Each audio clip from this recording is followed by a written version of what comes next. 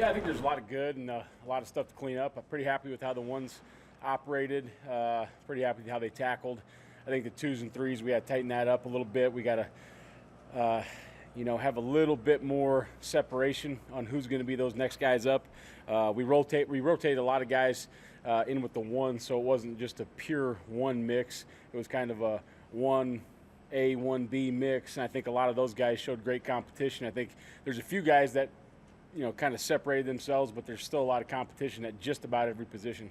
Is there some clarity with the secondary on who your first guys up are? I don't think so. Like I said, I think there's a couple guys that maybe kind of pulled themselves away and solidified their spot, and there's still a lot of competition. At every position we had, at least 3 corners rotating with the ones, 3 safeties, 3 nickels, 3 inside backers, and I think a couple guys at every position kind of cleared their way, but there's still a lot of fight and there's still a lot of camp left. I know Fish thinks a lot of Tommy Hill's potential. Do you see him starting to pick up on some of the nuances and little things that are required too? Yeah, Tommy, every day he flashes. Every day he makes a great play. Tommy's just got to be a little bit more consistent. Some of that's being new to the program, new to the system, but a little more consistency with him. But he definitely flashes, and you can definitely see what the ceiling is there. Interior defensive lineman speak highly of Colton and his technique, his technical ability. What have you seen from him this offseason? Yeah, I mean, Colton Feast is a guy that came in here as a kind of a walk-on guy that not many people outside the program knew about, and he's just worked and worked and worked, and he's put himself in a position to play a ton of snaps this year, whether he gets to be a starter or whether he's the first guy in the rotation. He's done an unbelievable job with technique. He's a powerful guy. He knows what's going on. He has good anticipation of the game, and he can really run for a big guy. He's playing on some special teams for us as well. How do you go from a guy who is a walk-on to a guy that is going to play big snaps? Like, what do you have to do to put yourself in that position? I think you just got to show up every day and show everybody that you're better than the guys that we picked for scholarships. And that's happened throughout our tenure with a few different guys. Some of it happens on special teams, some of it on offense or defense. And Colton Feast has just shown that he belongs with the starters and/or that first rotation. You have an interesting situation with Nash, who hasn't played a lot of snaps in college football, and Stephon Wynn, who hasn't played a lot of snaps in college football. He was with a different team. How are the two of them sort of competing? I think we all kind of sense Ty Robinson maybe a little bit above both of them, but how are the two of those guys competing in the same position spot? Yeah, those guys are both competing. I think Nash has got a little better grasp of maybe the system. He can play a little faster. Stephon's still picking it up a little bit. Both those guys play with good technique. Both those guys are intelligent football players. That's going to be kind of a good battle to watch here as the next couple weeks of camp unfold and we get into another scrimmage, just to kind of see once they're kind of equals with knowledge and grasp of what's going on, who's going to jump out and take that spot. What's the biggest thing that Nash did in the last 6 months or so to get himself in this position? Yeah, I think Nash, you guys see the videos. He's always had a lot of strength, a lot of power. Nash's lateral movement, his quickness, his change of direction has drastically increased over the last, probably since the season stopped till now. So that's what I'm really pleased with what he's done. Just his ability to move around a little bit better. Before it was just, if you were in one gap or in a 2-gap mode, he was good. If he's getting on the move and doing those types of things, probably wasn't the right defense for him. Now he's able to operate in all the calls. What do you make of Stephon's athletic, physical profile? Yeah, I mean, he's what you're looking for. He's 6'4", he's 300 and whatever now, 5 to 15, 305 to 315, long arms. That's what you're looking for at one of those interior defensive linemen. Once again, he's got good technique. He was coached well. He's got good football intelligence. He's just kind of catching up to the language that we're speaking. Probably very similar in structure, in technique, just different language for him to catch up to. How do you feel about Mathis' progress in camp? What's that picture look like to you now? Yeah, O'Shawn's done a great job. I thought O'Shawn had a really good scrimmage. He's different structured defense for him. He was off the ball a lot last year, it seemed. So he's had to play a little bit more, true defensive end for us, which he's done a great job responding to Coach Dawson. He's picked up everything. He's really a big-time effort guy, and he showed up yesterday at the scrimmage. So it's really nice to have, guys on the edge. You already have Caleb and Garrett. Now you throw O'Shawn in the mix, and then Jamari Butler and Blaze Gunnarsson have had tremendous camps as well. So that's going to be really good to have a good rotation on that edge. You move him around? You move O'Shawn around a little bit? Yeah, right now I think that he's kind of playing one spot on the defensive end for us. I think because of the knowledge of the system, we've been moving Garrett and Caleb just a little bit more around to make some of those packages. And I think O'Shawn's a really good edge rusher, so we want to give him, as many opportunities as we can to get him on the edge. I don't know what you can say to Devin Drew's status, but just in general, what's the trick of a guy if he can come in here in the middle of camp and that challenge, I guess, before game review? Yeah, I think the challenge with that is, we know Devin's a good football player. He's, started a lot of football games at Texas Tech. He's a real bouncy guy. We've known him since he was at Iowa Western. The trick with him is going to be getting him in here, teaching him what we can teach him, and then when he's in the game, if he's in early, we may have to package those calls a little bit to get the stuff that he can operate with. But I think it's going to fall on all of us, myself, Coach Dawson, some GAs, to put in extra time with him as soon as he can get on campuses and eligible to be in meetings. What are you thinking on him? When? Yeah. I hope ASAP.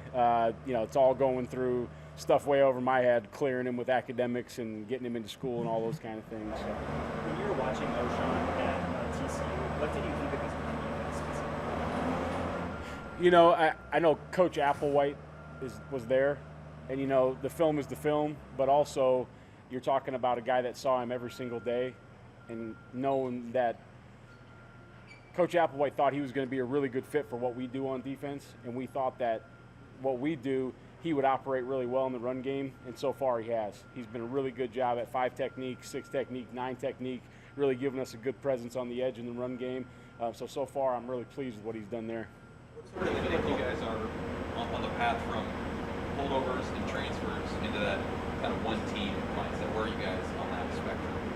Well, I think as college football moves forward, the way it's kind of is right now with it's a little bit of wild west and free agency.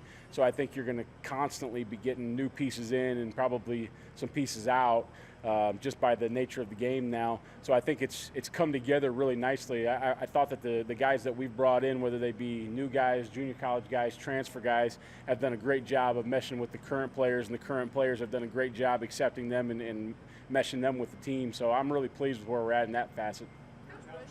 Mentioned that a lot of the assistant coaches have been super helpful on special teams, but they you specifically, why is that important to you as a defensive coordinator to help out with that unit? I think that, to me, like, special teams is a third of the game, right?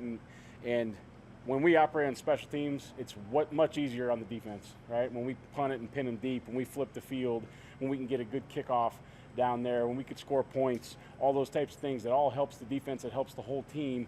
Also, I want the defensive players to understand how important it is to be on special teams. So for me to coach a drill, to coach a position, to be in the meetings, to help out, I think that sends another message to our defense that this is important and we need to operate. Also, we're telling the defensive players, hey, there might be a 1 and there might be 2 and 3 and it might be close, but if you're the 3 and you're on 4 special teams and you're the 2 and you're on 0, this guy is now the 2 because we don't have seats on the bus. Big Ten only allows us to take so many players, so those backups have to be core 4 special teams guys or they might not make the bus trip.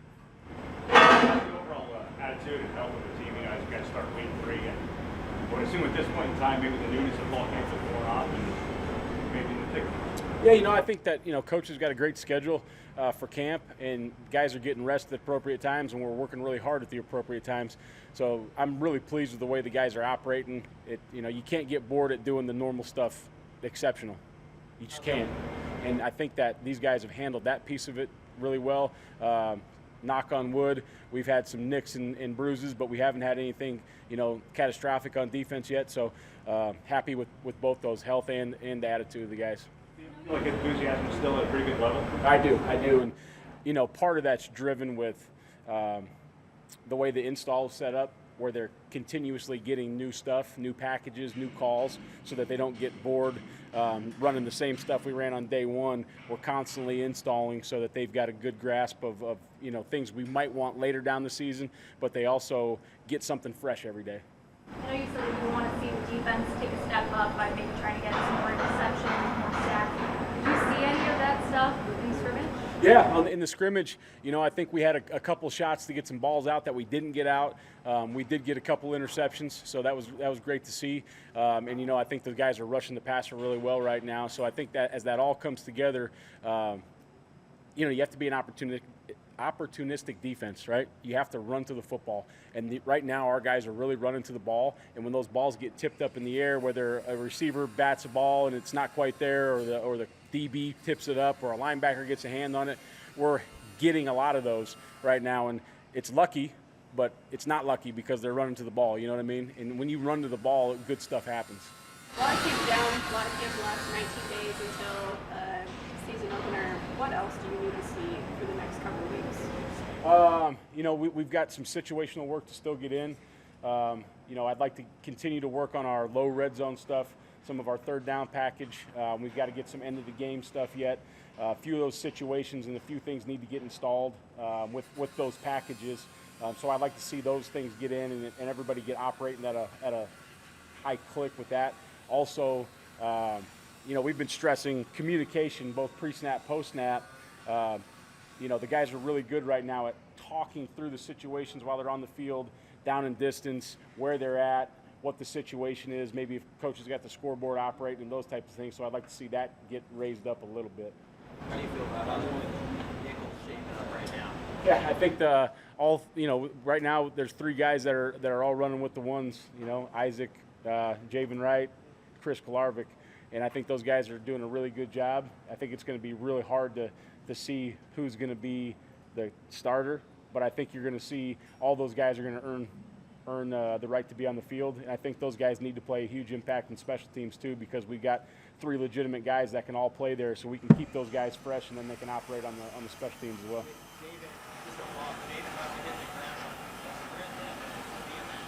Yeah, Javen's he's a student of the game.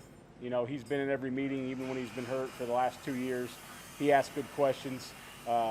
So I knew that he would be able to function when he got out there. It was just a matter of, can he physically do it? And so far he's been able to.